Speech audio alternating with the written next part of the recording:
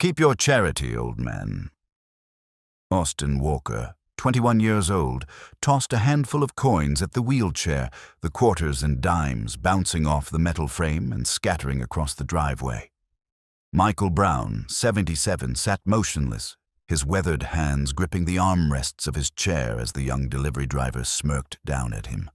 "I don't need tips from washed-up warmongers."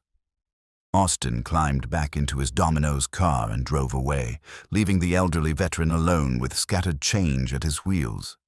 But what Austin didn't know was that the man he'd just humiliated had once crawled through a minefield on stumps that used to be legs, dragging his wounded brothers to safety while enemy fire tore apart everything around him. If you believe veterans deserve our respect and gratitude, not our contempt, type honor in the comments. Michael Brown had ordered a pizza on a Saturday evening, a small indulgence he allowed himself once a month. His modest ranch house sat at the end of a quiet suburban street in Virginia Beach, the kind of neighborhood where kids played basketball in driveways and neighbors waved to each other while mowing lawns. Michael lived alone, his wife having passed 3 years earlier, his children grown and scattered across the country, pursuing careers and raising families of their own. He managed well enough, having adapted to life in a wheelchair over the past 30 years since Mogadishu. The house was equipped with ramps and modified fixtures, everything within reach for a man who'd learned to be self-sufficient, even without legs. When the doorbell rang at 6:15, Michael wheeled himself to the front door with practiced efficiency. He'd already prepared the cash, keeping it in easy reach, a $20 bill for a $16 order. The tip was generous, more than 20%, because Michael believed in taking care of people who provided service. His father had taught him that, back before the military taught him everything else about duty and sacrifice and the weight of living when others had died. Austin Walker had been delivering pizzas for Domino's for 8 months, a job he took only because his parents insisted he contribute something while living in their basement. He considered himself above the work, constantly complaining to anyone who'd listen about demanding customers and inadequate tips. He had dreams of becoming a social media influencer, spending most of his free time creating videos that gained minimal traction and nursing resentment toward a world that didn't recognize his self-perceived brilliance. When he pulled up to Michael's address, he barely glanced at the house, his attention fixed on his phone as he grabbed the pizza box with one hand. He noticed the wheelchair ramp leading to the front door and rolled his eyes. In his experience, elderly and disabled customers were either overly grateful and tipped poorly, or demanding and tipped even worse. He was already annoyed before he rang the bell. The door opened to reveal an elderly black man in a wheelchair, his gray hair cut military short, his brown eyes calm and patient. Austin saw the veteran license plate mounted on the wall inside the entryway, a decoration some vets displayed with pride. It only deepened his contempt. Austin had grown up in a liberal college town, surrounded by professors and activists who taught him that military service was barbaric, that soldiers were tools of an oppressive empire, that anyone who'd worn a uniform had blood on their hands. He'd absorbed these views without questioning them, wearing his moral superiority like armor that protected him from having to consider complexity or nuance. "That'll be $16, Austin said flatly, not bothering with pleasantries. Michael handed him the 20. "Keep the change, son. Thank you for bringing it out." Austin looked at the 20 in his hand, then at Michael's wheelchair, then at the veteran plate on the wall. Something ugly twisted in his chest, a combination of his pre-existing contempt and a sudden assumption that shaped itself into certainty in his mind. This old man wasn't tipping generously out of kindness, Austin decided. He was trying to assuage guilt. He was trying to buy forgiveness for whatever atrocities he'd committed in whatever war he'd fought. The money felt dirty suddenly, tainted by association with military service. "I don't want your charity," Austin said, his voice dripping with disdain. Michael's expression didn't change, but something flickered in his eyes. "It's not charity, son. It's a tip. For your service." The word service seemed to trigger something in Austin. My service? He laughed, harsh and mocking. I deliver pizzas. You, what, killed brown people in countries that never threatened us? That's not service. That's murder with a flag draped over it.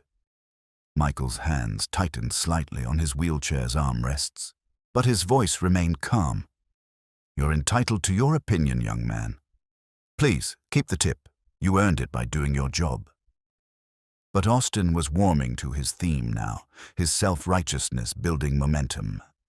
You think I want blood money. You think $4 makes up for imperialism. He fished the change from his pocket. 4 singles and some coins he'd received from a previous delivery. Here's what I think of your charity, old man. Keep it. Buy yourself some peace of mind. And then he tossed it, the bills fluttering and the coins arcing through the air, some bouncing off the wheelchair's frame, others hitting Michael's chest before falling to scatter across the driveway. Keep your charity, old man. I don't need tips from washed-up warmongers. Austin turned and walked back to his car, a sense of righteous satisfaction warming his chest. He'd made a stand, he told himself. He'd refused to be complicit in the military-industrial complex's attempt to whitewash its crimes with generous tips. He climbed into his Domino's branded vehicle, barely, glancing back as he started the engine. What he didn't see was the woman who'd been retrieving her mail from the box at the end of her driveway, 3 houses down. Commander Lisa Torres, United States Navy, age 42, stood frozen with her mail in one hand and her phone in the other. Her jaw clenched so tightly her teeth ached. She'd witnessed the entire exchange, had heard every word Austin had shouted, had watched him throw money at a man in a wheelchair.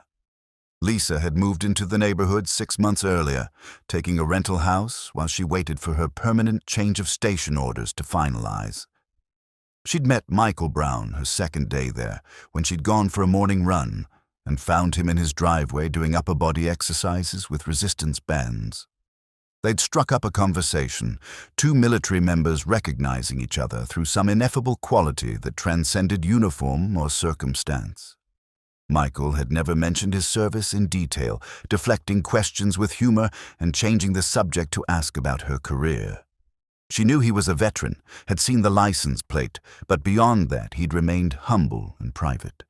They'd developed an easy friendship, the kind where she'd check on him during bad weather, and he'd accept her help with grace while insisting on reciprocating by sharing vegetables from his small garden. Now, watching this young punk disrespect a man who deserved so much better, Lisa felt fury rise in her chest like a physical force.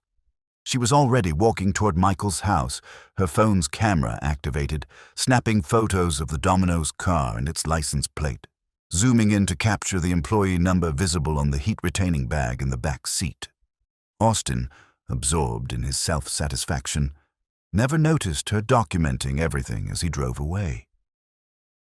Lisa reached Michael's driveway as he began wheeling himself toward the scattered money, his face carefully neutral but his movement slower than usual, as if the encounter had aged him. "Michael, stop," Lisa said firmly, her voice carrying the command authority that came from years of leading sailors. She knelt and began gathering the coins and bills herself. "Don't you dare pick this up." "Let me." Michael looked at her, and she saw something in his eyes that made her chest tighten. Not anger or hurt, but a deep weariness, the expression of someone who dealt with this before and expected to deal with it again. "It's all right, Lisa," he said quietly. "The boy's young. He doesn't understand. Young isn't an excuse for being a disrespectful piece of—" Lisa caught herself, taking a breath. "Did you get his name?" Michael shook his head. "Just Austin, from the name tag." Lisa held up her phone. "I got his employee number, his license plate, and photos of the whole encounter. I'm calling his manager." "Now." She was already pulling up the Domino's franchise number on her phone. Michael raised a hand. "Lisa, it's not necessary. I don't want to cost a young man his job over—" "Over what?" "Over him insulting you, throwing money at you, calling you a warmonger." Lisa's voice cracked. Michael, you don't deserve that. No veteran deserves that. The call connected. Domino's Pizza. This is Manager Derek speaking. How can I help you? Derek Walsh's cheerful greeting died when Lisa, in her crisp command voice, explained what had just occurred. She provided the employee number, described Austin in detail, and informed Derek that she had photographic evidence of the entire incident. I'll forward you the photos. But first, I need you to understand something about the man your driver just humiliated. Derek, his voice now tight with professional concern and barely contained anger at his employee, assured her he was listening. The man your driver just threw money at is Michael Brown, Congressional Medal of Honor recipient. Lost both legs in Mogadishu, 1993, during the Battle of the Black Sea. He crawled on bloody stumps through a minefield for 2 hours, dragging 3 wounded members of his platoon to an extraction point while under sustained enemy fire. He went back into an ambush kill zone 4 times after being wounded himself because he refused to leave anyone behind. 19 men survived that day because of him. The President of the United States hung a medal around his neck and called him one of the bravest men he'd ever met. And your driver just called him a washed-up warmonger and threw change at his wheelchair like he was a beggar. The silence on the other end of the line stretched so long, Lisa thought the call had dropped.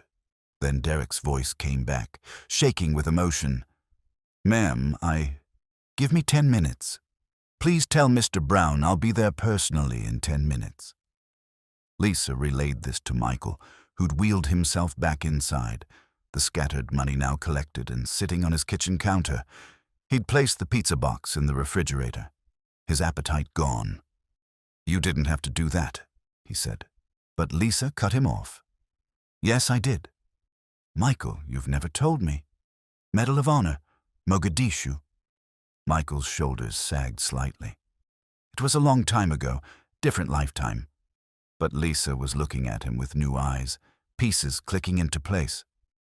Reaper, she breathed. Oh my God, you're Reaper 6. I read about you at the Naval Academy. They taught us about that mission in our leadership classes. The case study about staying with your people no matter what. Michael closed his eyes. I hate that nickname. Lisa's voice softened. I know, but Michael, what you did, it's legendary. How have you never mentioned this? He looked at her, and the weariness was back. Because the moment I do, I stop being just Michael, a neighbor who grows tomatoes. I become a story, a symbol, and people either put me on a pedestal I never wanted to be on, or they... He gestured vaguely toward where Austin had been. Or they see a uniform and everything they hate about foreign policy, and they throw change at me like I personally started every war. Lisa understood. She'd seen how some veterans, especially those with visible injuries or notable decorations, became public property in a way, their privacy surrendered to the narrative others wanted to impose on them. Derek Walsh arrived 8 minutes later, and he didn't come alone. The franchise owner, Patricia Chen, was with him, her face set in grim lines. They apologized profusely, both to Michael and to Lisa, who'd stayed at Michael's request. I've already terminated Austin's employment, Derek said, his voice flat. I called him immediately after we hung up. He actually argued with me, said he'd made a principled stand against militarism. I told him he'd made himself unemployed. Patricia stepped forward. Mr. Brown, there's no excuse for what happened. None. And I want you to know that this franchise has always supported veterans. My father served in Korea. This goes against everything I believe in. She paused. I'd like to offer you free pizza, delivered by me personally, once a month for as long as you live in this area. It's not payment, it's not charity, it's respect, and a reminder to myself and my staff about who we serve. Michael tried to decline, but Patricia was insistent. Please, let me do this, for my father, if not for you. Michael finally nodded, accepting with the grace that defined him. Over the next few days, what happened on that driveway spiraled beyond anyone's control. Lisa's photos, submitted as evidence to the franchise complaint system, somehow leaked. Within hours, Austin Walker's face was all over social media, his words quoted and requoted, his actions dissected and condemned. The story gained traction. Arrogant Gen Z delivery driver disrespects Medal of Honor recipient, throws change at disabled veteran. Austin became a meme, his smirking face captioned with variations of "Keep your charity, old man," used ironically to mock entitled behavior. His social media accounts, which he'd carefully curated for influencer aspirations, were flooded with criticism. He tried to defend himself, posting long explanations about his anti-war principles, about how he'd made a stand against militarism, but each post only drew more fury. The nuance he tried to claim, that he opposed military institutions, not individual soldiers, was lost in the ugliness of what he'd actually done.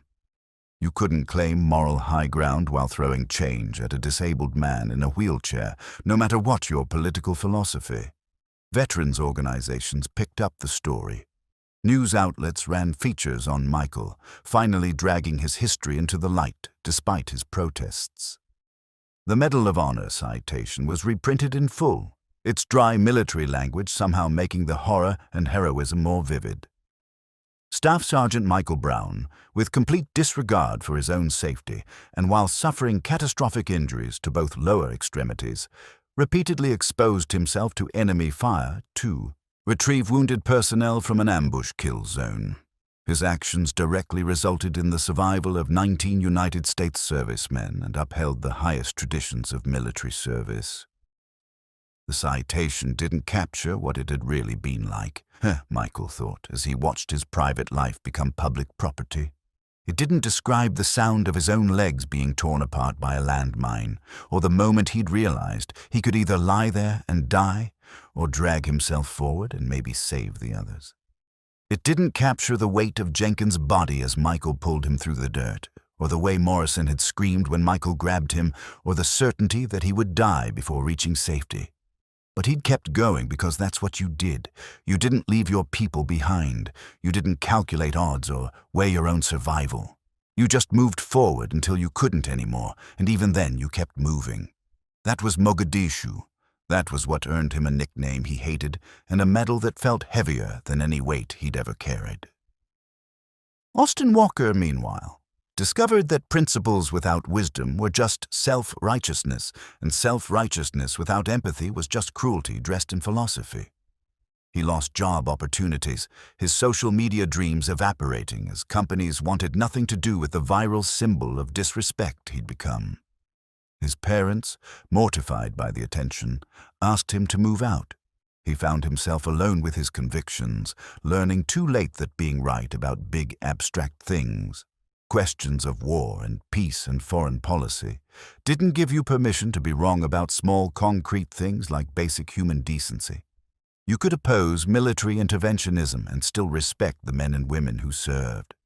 You could critique foreign policy and still show courtesy to a disabled veteran.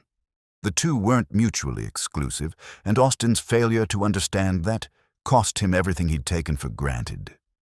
In his lowest moments, scrolling through endless criticism and mockery, he sometimes thought about driving back to that quiet house and apologizing. But shame and residual pride stopped him, and the moment passed, and he never did.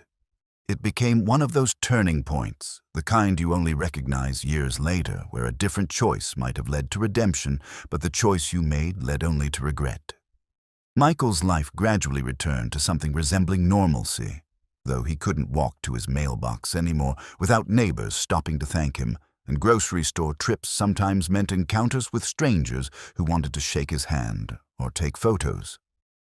Patricia Chen made good on her promise, delivering pizza personally on the first Saturday of each month, usually staying for coffee and conversation. Lisa Torres received orders to a new posting in San Diego, but stayed in touch, calling every few weeks to check in.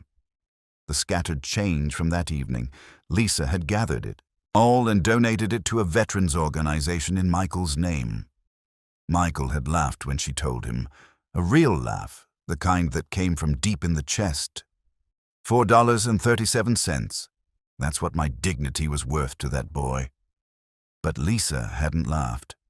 No, Michael, your dignity is worth more than can be measured. That kid just didn't have the wisdom to see it. She'd paused. Do you regret it? Serving? After everything, after what it cost you, after dealing with people like Austin who don't understand? Michael had considered the question seriously, his eyes distant. I regret what war costs. I regret the friends who didn't come home. I regret that my wife had to push a wheelchair for 30 years instead of walking beside me. But serve? No, I'd do it again. Because those 19 men got to go home. They got to have lives, families, careers. Some of them probably have grandchildren by now. That matters more than my legs. That matters more than some kid's contempt. That was the heart of it, Lisa realized. That was what people like Austin didn't understand. Service wasn't about foreign policy or geopolitical strategy or any of the big abstract concepts that filled editorials and lecture halls. It was about the person next to you in the foxhole, in the desert, in the mud. It was about the promise that you'd bring them home or die trying, and that they'd do the same for you. Everything else, the politics, the debates, the moral calculus of war, that was for politicians and philosophers. For the men and women in uniform, it was simpler and more profound. It was about each other. Michael Brown understood that in his bones, in the stumps where his legs used to be, in the weight of every name he carried in his memory from that day in Mogadishu. And Austin Walker, for all his education and principles and social media savvy, had never learned it. Maybe someday he would. Maybe someday he'd understand that you could hold whatever political beliefs you wanted, but you treated every individual human being with dignity regardless. That was the lesson written in scattered change on a driveway, in a viral photograph that would follow Austin for years, in the quiet strength of an old man who'd given everything and asked for nothing and deserved so much more than contempt. If you believe veterans deserve our respect, that service to others is the highest calling, and that judgment without understanding is just cruelty, subscribe to this channel. Share this story. Let it remind you to look deeper, to question your assumptions, to remember that the elderly person you pass on the street, the disabled veteran in the wheelchair, the quiet neighbor who never talks about their past, they might have done things you can't imagine, sacrificed in ways you'll never fully grasp. Treat them accordingly, treat everyone accordingly, because dignity isn't earned by what you've done or who you are. It's owed to every person simply because they're human. Michael Brown knew that. It's time more of us learned it too.